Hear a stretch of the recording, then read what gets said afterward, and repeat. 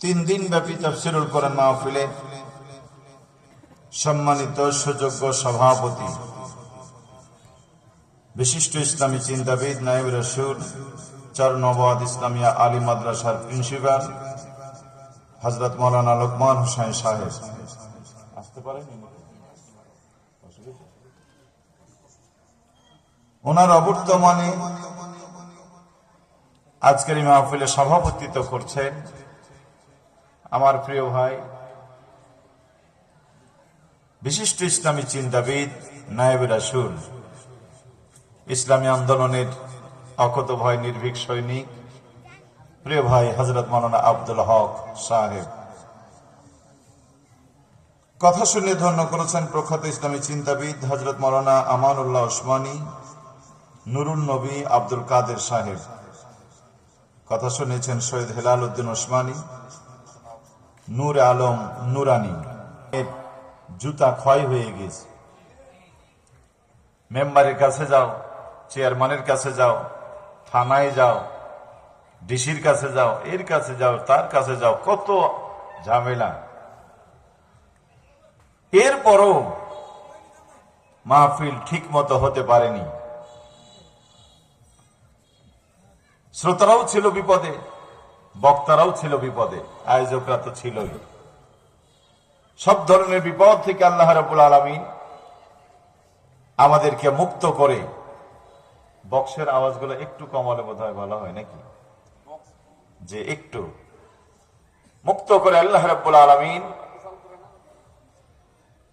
আজকের এই সুন্দর আয়োজনে আমাদেরকে সমবেত করেছেন। মালিকের দরবারে শুকরিয়া আদায় করছি। আমরা পড়ছি আলহামদুলিল্লাহ, রব্বানা লাকাল হামদ হামদান কাসীরা তাইয়িবান মুবারাকান ফিহি। লাখো কোটি দুরূদ ও তাসলিমাত বর্ষিত হোক এই জাতির মহান শিক্ষক, পথপ্রদর্শক, বিশ্বসেরা, বিশ্ব নেতা জনাবে মুহাম্মদ রাসূলুল্লাহ সাল্লাল্লাহু আলাইহি ওয়াসাল্লাম। ধরার ধরণীতে মানব কল্যাণে আধুনিক সর্বাধুনিক একটি শান্তির সমাজ প্রতিষ্ঠিত করেছিলেন। কোরআন ভিত্তিক একটি আলোকিত সমাজ করে সমাজ থেকে সব ধরনের হানাহানি, মারামারি, কাটাকাটি, রক্তপাত জানে ব্যভিচার উৎখাত করে দিয়ে একটি সোনালী সমাজ কায়েম করেছিলেন, যেখানে পেয়েছিল নারী নামতৃত্বের মর্যাদা, শ্রমিক পেয়েছিল শ্রমের ন্যায্যাধিকার, শোষণবিহীন দুর্নীতিমুক্ত একটি পৃথিবী গড়েছিলেন যে রাসূল। তার প্রতি ভক্তিভরা দুরূদ পড়ছি সাল্লাল্লাহু আলাইহি ওয়াসাল্লাম। সম্মানিত ভাইরা, কোরআনুল কারীম হচ্ছে বিশ্ববাসীর জন্য সর্বশেষ নাজিলকৃত আসমানী সমাধান এবং এই উম্মতের জন্য সর্বশ্রেষ্ঠ নিয়ামত। পড়েন আলহামদুলিল্লাহ। কোরআন পেয়ে কি আপনারা খুশি? আমার মনে হয় না এই জাতি কোরআন পেয়ে খুশি।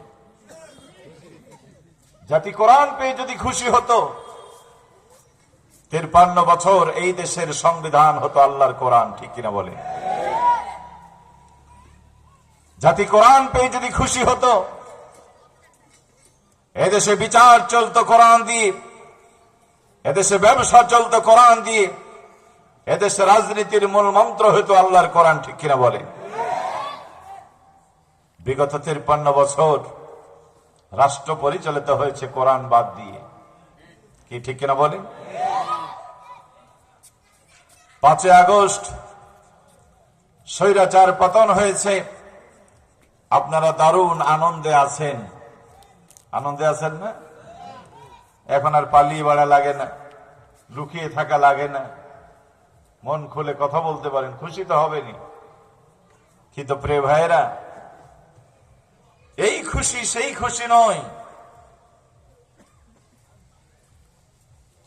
কেউ গেছে, কেউ আসবে। বিগত 53 বছর দিয়ে যে সংবিধান দিয়ে রাষ্ট্র পরিচালিত হয়েছে, আপনারা কি মনে করেন আগামী দিনে এই সংবিধানের পরিবর্তন হবে? যদি হয় তাহলে আলহামদুলিল্লাহ, যদি না হয় তাহলে আনন্দের কোনো আনন্দ করার কোন মানে আমাদের হয় না। বিগত 53 বছর দিন যে সংবিধান দিয়ে রাষ্ট্র পরিচালিত হয়েছে, আগামী দিনেও যদি সেই সংবিধান দিয়ে রাষ্ট্র পরিচালিত হয়, আল্লাহর কসম করে বলতে পারি এই জাতির ভাগ্যের 2 পয়সা কোনো উন্নতি হবে না। ঠিক কিনা বলেন? যেই সংবিধান দিয়ে রাষ্ট্র চালাতে গিয়ে বঙ্গবন্ধু জাতিকে শান্তি দিতে পারে নাই, যেই সংবিধান দিয়ে দেশ চালাতে গিয়ে জিয়াউর রহমান শান্তি দিতে পারে নাই, যেই সংবিধান দিয়ে রাষ্ট্র পরিচালনা করার কারণে এরশাদ শান্তি দিতে পারে নাই, যে সংবিধান দিয়ে রাষ্ট্র পরিচালনা করার কারণে হাসিনা খালেদা দেশের মানুষকে শান্তি দিতে পারে নাই, ওই সংবিধান দিয়ে যদি চরমনাইকে ক্ষমতায় বসান, হেফাজতকে ক্ষমতায় বসান, আটরশিকে ক্ষমতায় বসান, জামাত ইসলামী ইসলামী ছাত্র শিবিরকে ক্ষমতায় দেন, আমি আল্লাহর কসম করে বলতে পারি এই জাতির শান্তি তারাও দিতে পারবে না। ঠিক কিনা বলেন? শান্তি যদি দিতে হয়, নেতার পরিবর্তন যতটা গুরুত্বপূর্ণ, তার থেকে বেশি গুরুত্বপূর্ণ সংবিধানের পরিবর্তন হওয়া। বিশ্বনবী 40 বছর সততা মাধুর্য দিয়ে সমাজ সুন্দর করতে পারেন নাই।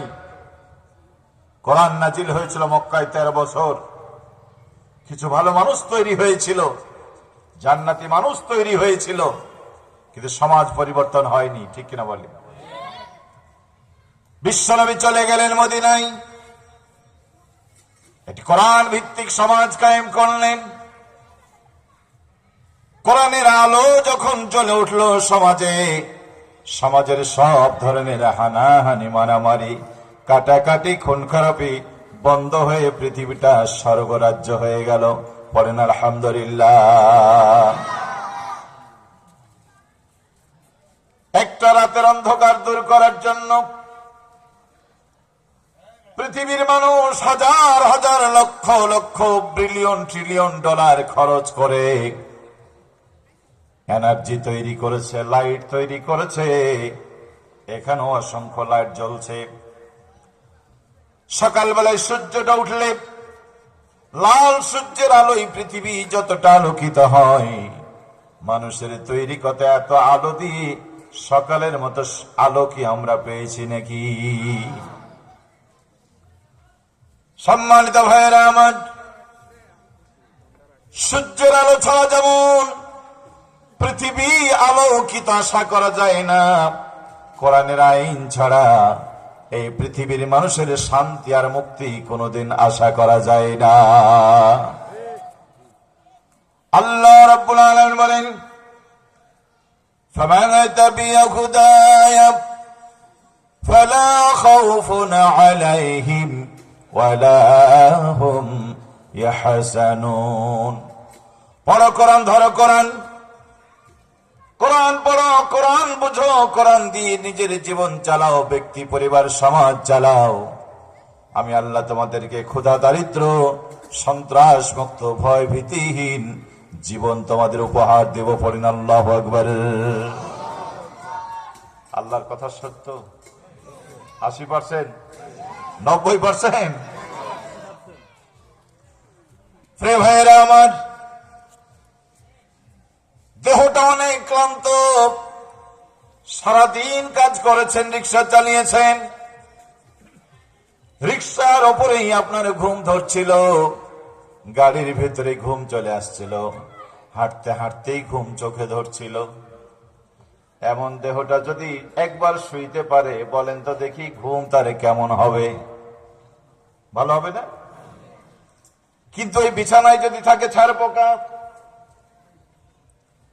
বিছানায় যদি ছাড় পোকা থাকে বন্ধু, দেহ যতই ক্লান্ত হোক ওরা আপনাকে ঘুমাতে দেবে না। মশারির ভিতরে যদি 2টো মশা ঢুকে যায়, আপনাকে ঘুমাতে দেবে না। শান্তির ঘুম যদি ঘুমাতে হয় বন্ধু, মশা নিধন করেন, ছাড় পোকা নিধন করেন। যদি আপনি করতে না পারেন, তাহলে বিছানা ছেড়ে, গদির বিছানা ছেড়ে আপনি ফ্লোরে গিয়ে ঘুমান। ফ্লোরে গিয়ে যদি শুয়ে যান, কষ্ট কিছু হতে পারে, তবুও আপনার ঘুম লাগবে। কারণ ওখানে ছাড় পোকা নাই।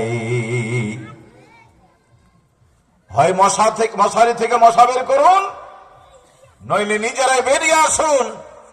মশার আপনি একখানে থেকে তসবিহ তাহলিল করে কখনো শান্তির ঘুম হবে না, ঠিক কি বলেন?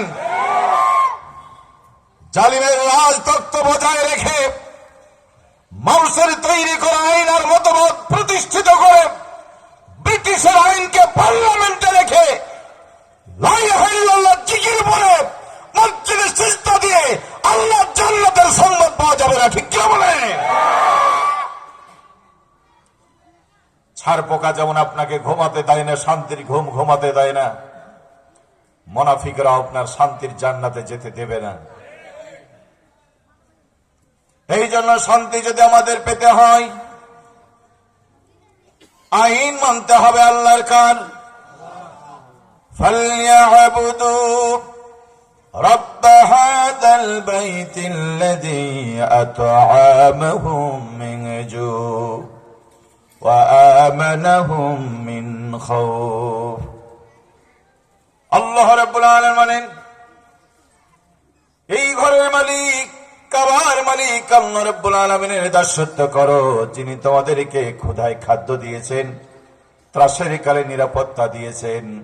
তার মানে ও আল্লাহ দাসত্ব যদি আজও করো, তিনি তোমাদের ক্ষুধায় খাদ্য দিবেন, ত্রাসের কালে নিরাপত্তার চাদর দিবেন। বলেন ঠিক কিরা?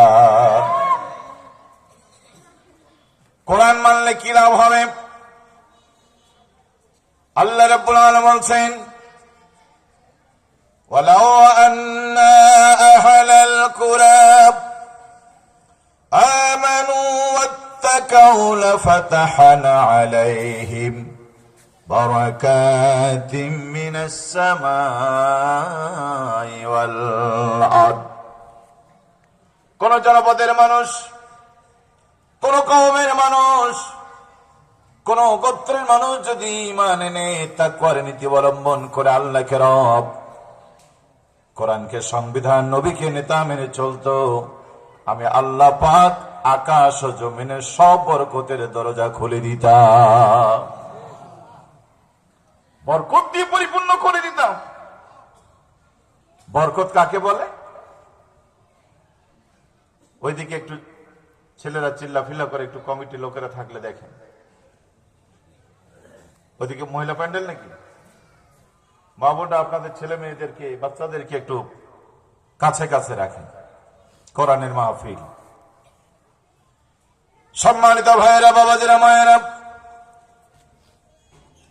বরকত কাকে বলে? বিশ্বনবীর হাতে এক পেয়ালা দুধ শত শত সাহাবীদেরকে পান করিয়েছেন।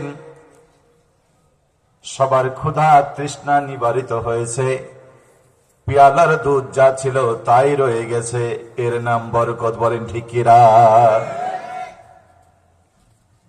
বিশ্বনবী পরীক্ষা খনন করছিলেন, হযরতে জাবের রাদিয়াল্লাহু তাআলা আনহু দাওয়াত দিলেন। বিশ্বনবী শত শত শ্রমিকদেরকে সাথে করে নিয়ে গেলেন, কারণ নেতা তো তিনি রহমাতুল লিল আলামিন, নিজে খেলে হয় না, ঠিক কিনা বলেন? একটু আগে আপনারা শুনছিলেন নেতার কথা। এই দেশে কত নেতা, কত নেতা, কত নেতা সুখের সময় কর্মীদের সাথে থাকে, একটু বিপদ পড়লে নেতা কর্মীদেরকে ফেলে পালায় যায়, ঠিক কিনা বলেন? এক নেতা বসে আছে বহুদিন ধরে বিদেশে, নাম বলতে হবে, বিদেশ থেকেই তিনি দল পরিচালনা করছেন। আর এক নেতা একটু বিপদ যখন পড়েছে, সবাইরে ছেড়ে মামু বাড়ি দিল্লি গিয়ে পড়ে আছে। বলেন ঠিক কিনা? এক নেতারে দেখলাম হাঁটতে লেগে কর্মী একটু ধাক্কা লেগেছে, দলের সর্বোচ্চ নেতা কর্মীর গায়ে থাপ্পড় তুলেছে, দেখেন নাই? অথচ আর একজন নেতাকে দেখা যায় রিক্সা চালকের সাথে বুকে বুক মিলাইয়া তার কপালে চুমু দিচ্ছে। পড়েন আল্লাহু আকবার। দেশের এই বিরাজমান পরিস্থিতিতে দলের কার্যনির্বাহী পরিষদের সদস্যরা বলেছিলেন, স্যার দেশের অবস্থা বড় খারাপ, আপনি চলে যান। বিশ্ব ইসলামী আন্দোলনের নেতা, মানবতার সংগঠন জামাত ইসলামের আমির বলেছিলেন, আপনারা যেতে পারেন, আপনাদের যাওয়ার সুযোগ আছে, কিন্তু আমার যাওয়ার সুযোগ নাই, কারণ আমি চলে গেলে জামাত ইসলামী আর থাকে না। জীবনের ঝুঁকি নিয়ে, মরণের ঝুঁকি নিয়ে গোটা জাতির নেতৃত্ব দেওয়ার জন্য ঘর ছাড়ে নাই, বারবার জেল খেটেছেন, বিদেশে যাওয়ার সুযোগ ছিল, জাতিকে রেখে চলে যায় নাই, এর নাম নেতা। বলেন ঠিক কিনা? ক্ষুধার্ত নবী জাবের দাওয়াত করেছেন, আস্তে করে তিনি যেতে পারতেন, কিন্তু নবী আমার চিন্তা করলেন, ক্ষুধাটা যেমন আমার সাহাবীদের তো একই ক্ষুধা। নিয়ে গেলেন জাবেরের বাড়িতে সবাইকে। হযরত জাবেরের চোখ ছানা বড়া হয়ে গেল, হারে একটা লোকের খাবার কোনো মতে হবে, শত শত মেহমান চলে এসেছে। রহমত আলম বললেন, জাবের চিন্তা করো না, ঘরে কি আছে বলো। ঘর থেকে রিপোর্ট নিয়ে বললেন, হুজুর আধা কেজি আটা আছে, ছোট্ট ছাগলের বাচ্চা আছে। বিশ্বনবী বলেন, আল্লাহর প্রতি ভরসা করো, আর ওটা দিয়ে রুটি বানাতে বলো, গোস্ত রান্না করতে বলো। রহমতে আলম বিশ্বনবী বরকতি হাতে ওই আধা কেজি আটা, রুটি আর ছোট্ট ছাগলের গোস্ত শত শত সাহাবীদেরকে খাওয়িয়েছেন। সেই শ্রমিকরা আবার মসজিদে বসে তাসবিহ টিপা শ্রমিক নয়, মাঠে ময়দানে তারা কোদাল কাটার শ্রমিক। বলেন ঠিক কিনা? কোদালের কাজ যারা করে তাদের ক্ষুধা কম না বেশি? এমন ক্ষুধার্ত সাহাবীরা পেট পূর্ণ করে খেয়ে ফেললেন, কিন্তু বরকত কাকে বলে? আটা রুটিও থেকে গেল, গোস্ত ভরা পাতিলও থেকে গেল। পড়েন আল্লাহু আকবার। এর নাম বরকত। বরকত না থাকলে কি হয়? নবী সুলাইমান আলাইহিস সালাম বলেন, রব্বুল আলামিন তোমার সৃষ্টি জীবকে আমি কিছুদিন খাওয়াবো। আল্লাহ পাক বলেন, সুলাইমান এটা তোমার কাজ নয়। আল্লাহ আমাকে 1 মাস সময় দাও। বলেন না, 1 সপ্তাহ 1 দিন। বলে তাও না। সুলাইমান আলাইহিস সালাম বলেন, আল্লাহ 1 ওয়াক্ত সন্ধ্যা আমারে খাওয়ার অনুমতি দেওয়া হোক। রব্বুল আলামিন পরীক্ষামূলক ভাবে তার অনুমতি দিলেন। নবী সুলাইমান খাবার তৈরি শুরু করলেন। একদিকে নবী, নিজ নবী, বাবাও ছিলেন নবী, নবীর ঘরে নবী, শুধু নবী না, তিনিও রাষ্ট্রপতি। বলেন আল্লাহু আকবার।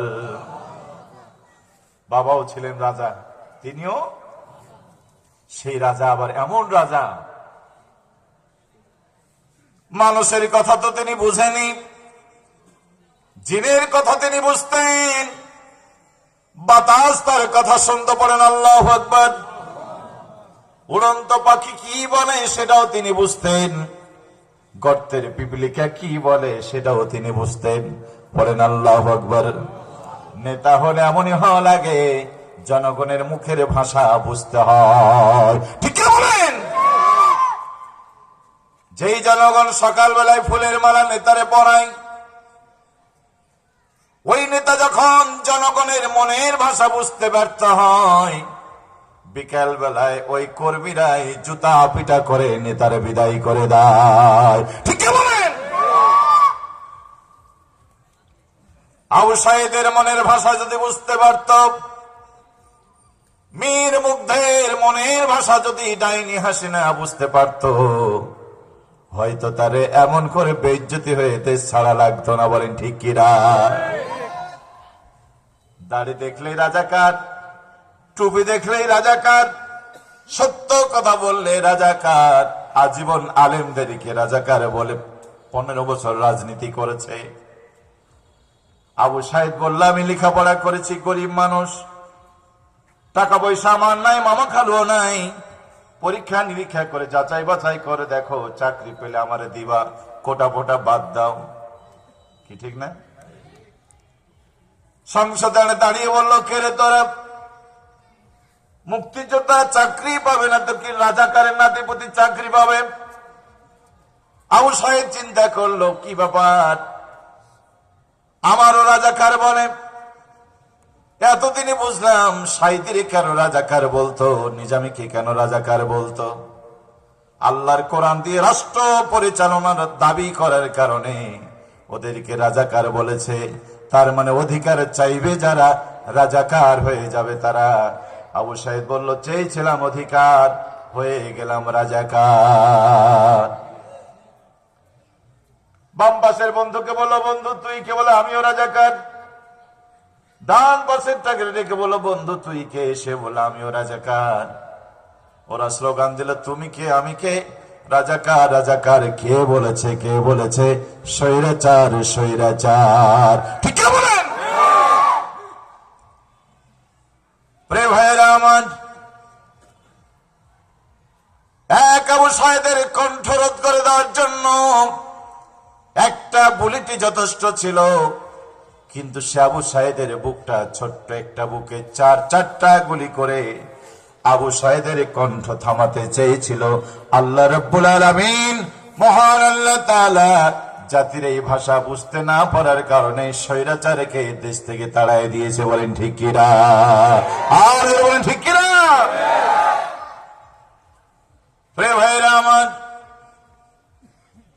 সুলাইমান আলাইহিস সালাম মাসের পর মাস খাদ্য খাবার তৈরি করলেন। ইতিহাস জানেন, সমুদ্র থেকে মাছ ভেসে এসে বলল, তাড়াতাড়ি খাবার দাও, একটু অপেক্ষা করো, মেহমানরা আসুক। ওই মাছ বলল, আমার হাতে সময় নাই। নবী সুলাইমান বলে, তাহলে খেয়ে নাও।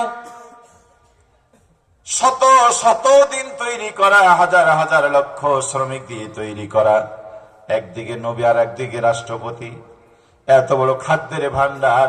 ওই মাছ এসে এক লোকমাই সমস্ত খানা খেয়ে ফেলেছে। বলেন সুবহানাল্লাহ। কি ছিল না? রব্বুল আলামিন পরীক্ষামূলক ভাবে বরকত তুলে নিয়েছিলেন। এই জন্য তার এতদিনের খাবার, একটা মাছের খাবার পেট ভরে নাই। ঠিক বলেন? এই ভোলাতেও আছে, মাস গেলে 50,000, 60,000, 70,000 টাকা বেতন পায়। এরপরে মাসের 20টা দিন গেলে টাকা সব শেষ হয়ে যায়, বাকি 10 দিন বিভিন্ন দোকানে বাকি থাকে। আছে না নাই? মসজিদের ইমাম, আপনাদের মসজিদের ইমামের বেতন কত? কত বেতন? কত? 5,000 টাকা। 5,000। এই 5,000 টাকার বেতনে চাকরি করে হুজুর। আপনাদের থেকে